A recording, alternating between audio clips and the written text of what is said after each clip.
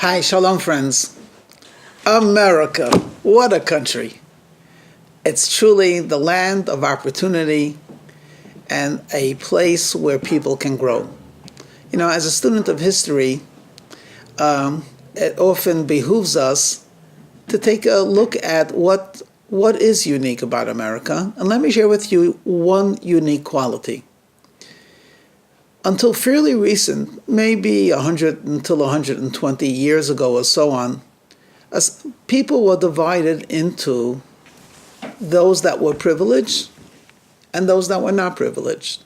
Simply put, if you were born into a certain caste, whether that be in Asia or in Europe, if you are from nobility, just by the virtue of being born into nobility, aristocracy, that entitled you to certain rights. It gave you respect. And if you were unfortunate to be a serf or to be in the lower caste, not only was there a sense of discrimination and often forbidden to own land, but there was a sense of inferiority that was bestowed upon you. And there was no way out. It made no difference about how morally upright you were, or how capable you were, or your infinite potential that was waiting to be unleashed. Sorry, you're just a serf, you're just a peasant, you're just an unfortunate, an untouchable.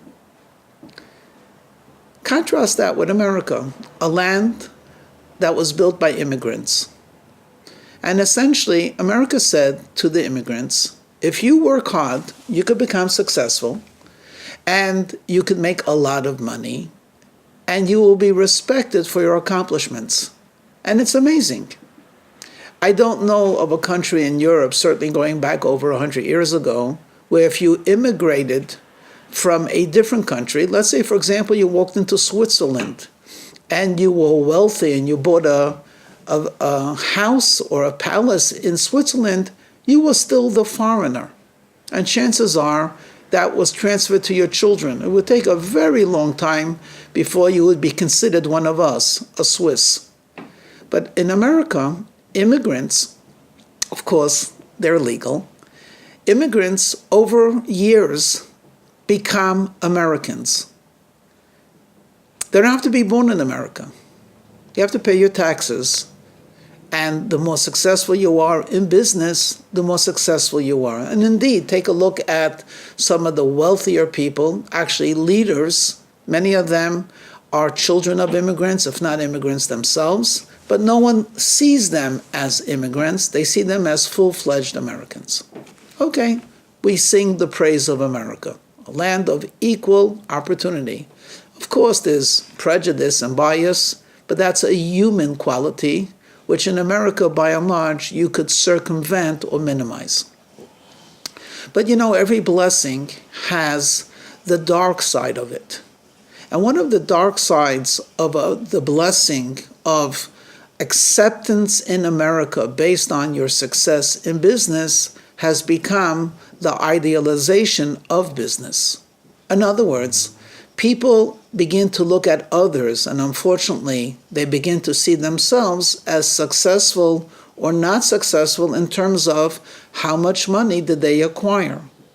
Some very accomplished people, wonderful people, brilliant people, sweet people, feel themselves to be unsuccessful people. Why? They never made it in business, they don't have a lot of money, they're always defining themselves by others' standards.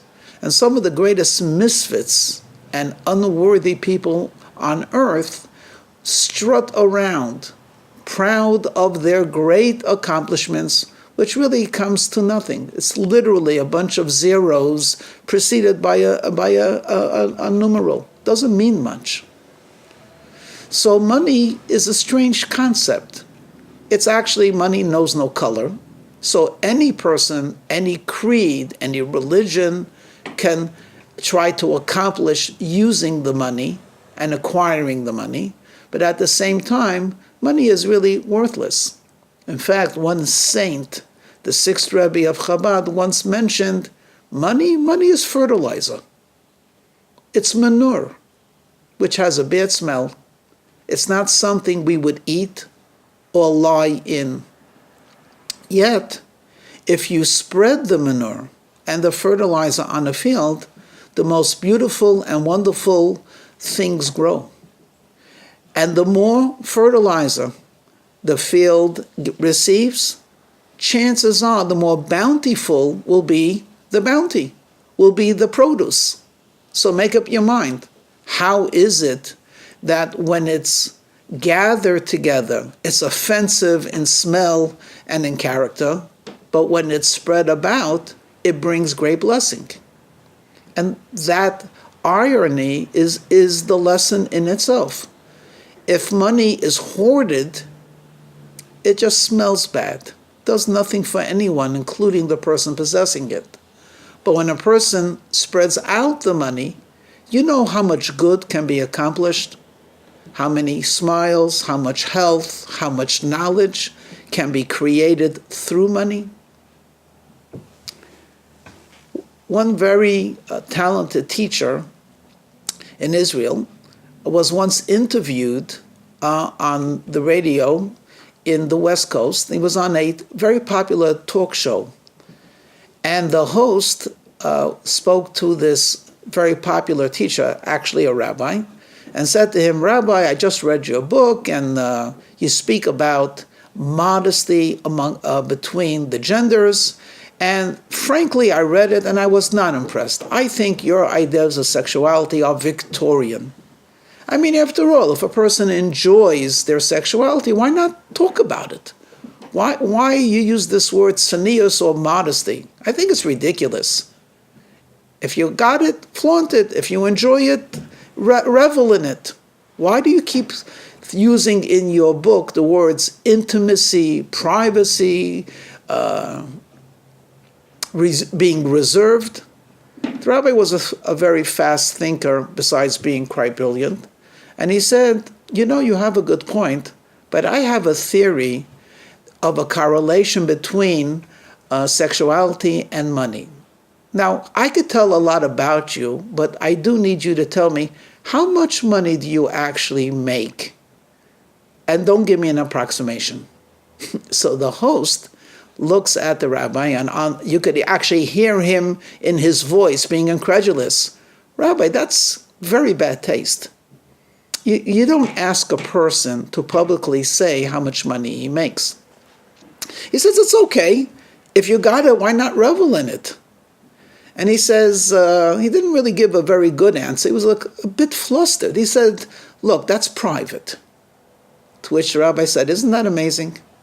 I ask you for how much money do you make, and you're embarrassed or shy to disclose it to an audience of, let's say, 100,000 people. Why should they know your private finances? But yet you have no difficulty in describing in graphic detail an intimate relationship that you have with someone? Where's your values? The most intimate of feelings and expression of it, that is not private, but how much money you make is private? Come on. Now, I would like to go one step further and analyze with you, at least partially, why is it that people can share their preferences for food or vacation or anything like that, including their relationships with male and female, and yet are suddenly very shy when it comes to disclosing how much money do you actually make. And I'm not referring to their fear of the IRS. People just simply don't feel comfortable doing it.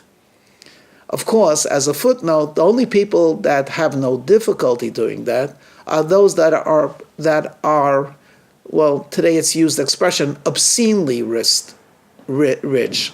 They say, cynically, there was one rich man that was interviewed, and they asked him, what does money mean to him? And he says, well, you know, they used to say that money buys happiness, but I could tell you that's really not true. I could tell you that when I made my $50th million, I was as happy as I was when I made my $48th million.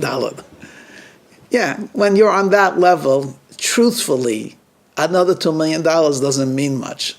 But for people that are like ourselves, certainly from yours truly speaking, money is quite significant. So why do we find it so difficult to disclose it and share it with others? And the answer is, it means so much to us. I want to ask you a question on a slightly different track.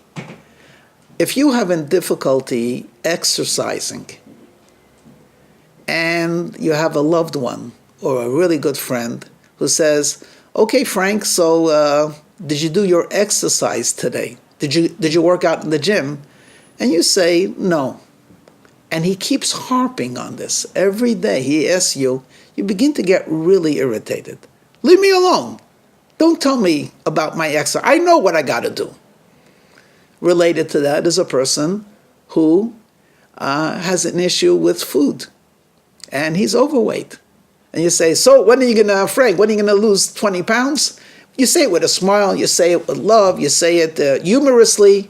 You could say it once. You could say it a second time. And then he's going to respond, stop it. I don't appreciate it. Leave me alone. I know what I have to do. He gets really irritated. But I wouldn't ask you, if you were to say, Frank, did you brush your teeth today? And every day were you to say that, at worst, he would think you're peculiar. He wouldn't get upset. If you asked him, did you breathe today? Are you continuously breathing? Do you remember to breathe? Again, peculiar, strange, but not angry. Why? It's very simple. He has no issues with brushing his teeth. He finds it very natural to breathe. So even though it seems to be extra, the reminder, he'll deal with it. But money is very difficult to part with. So getting back, I'm sorry, I didn't finish the thought. So when a person has an issue with food, because he's struggling with food, a reminder is irritating. If you have a struggle with gambling or anything like that, and someone keeps reminding you about it, or smoking or drinking, you get upset because it's difficult for you. Now we go back to money. We put a lot of emphasis on money, rightfully so. We put a lot of time into making the money. And we respect those that have money. And unfortunately, we associate self-value and ego with money. And then you come to the synagogue during the high holiday services, and the rabbi says, okay, how much tzedakah are you giving? How many of you are actually tithing 10%? And actually, that's a low amount. You should be giving 20%. And if those of you that are sinners and want to fix yourself up spiritually, maybe more. And you hear, okay, I heard it once. I know about that. Every single time you have to talk about it? It doesn't irritate you when he talks about another lesson of Moses. It doesn't irritate you when he gives another analysis of some political issue. Either you agree or you don't agree, because you're not struggling with it. But when you hear the word, the money that you worked for, the money which is yours, is actually not yours. The money that you worked for is a gift from God to you. And to a certain extent, as much as you own the money, God owns the money. You're partners with him. And your partner wants you to do with his share good deeds. And your partner feels that if you hold on to this only for yourself, it will be like manure. It won't make anything grow, and ultimately you will begin to spiritually decay. You say, does my partner really have that right? If you believe he's your partner, the answer, of course, is yes. And that's why, I'm sharing with you this YouTube now, because it is the month of Elul. It is a preparation for a new year. There's much to be thankful for, and we've all struggled in our own way. but we've all profited and been blessed in many other ways. And when it comes thinking to ourselves, did we use the assets that God gave us, including the money? Did we use it in the appropriate way in making things around us grow? It might be a little bit shameful, or to put it a little bit differently, there's things to be improved on. So don't get irritated when you hear the word give charity, support your synagogue, support your school, support your old age home, support the poor of Israel. Don't be irritated. See it as an opportunity. See it as a way of growth. See it as a way that indeed money can buy not only happiness, but eternity itself. Shalom.